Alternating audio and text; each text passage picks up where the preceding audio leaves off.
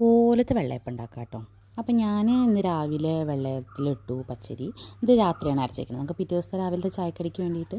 അപ്പോൾ പച്ചരി എടുത്തു, നമ്മൾ കുക്ക് ചെയ്ത് വെച്ച റൈസ്, ചോറും ഇട്ടു, പിന്നെ നാളികേരം. അത് നല്ല ഉള്ളിലത്തെ നാളികേരം എടുക്കുകയാണ് നല്ലത് കേട്ടോ, അല്ലെങ്കിൽ അതിൻ്റെ ചിരട്ടയുടെ ഭാഗമൊക്കെ പോന്നു കഴിഞ്ഞാൽ നമ്മുടെ വെള്ളയപ്പത്തിന് കളർ ഉണ്ടാവില്ല, നല്ല ഭംഗി ഉണ്ടാവില്ല.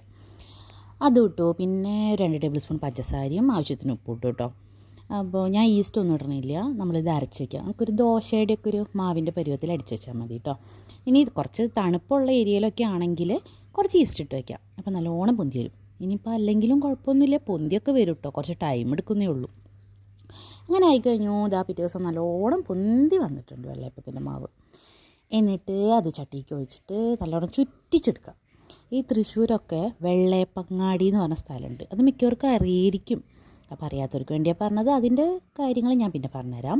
അപ്പോൾ അങ്ങാടി പോയ വെള്ളയപ്പമാണ് കൂടുതലുണ്ടാവുക. അത് കുറേ വർഷങ്ങൾ എന്ന് പറഞ്ഞാൽ കുറേ വർഷങ്ങളായിട്ട് അവിടെ ഉണ്ടാക്കുന്നത്. വെള്ളയപ്പങ്ങാടി എന്നാണ് പേര് തന്നെ. അവിടെ ഏറ്റവും കൂടുതൽ വെള്ളയപ്പം തന്നെ കിട്ടുക. അങ്ങനെ അത് ഞാൻ പിന്നെ കാണിച്ചു തരാം, അതിനെപ്പറ്റി പറഞ്ഞു തരാം. അങ്ങനെ ചുറ്റിച്ചെടുത്തു. ഒരു 2 മിനിറ്റ് നമുക്ക് അടച്ച് വയ്ക്കാം. നല്ല പൂ പോലത്തെ വെള്ളയപ്പം റെഡിയാണ്.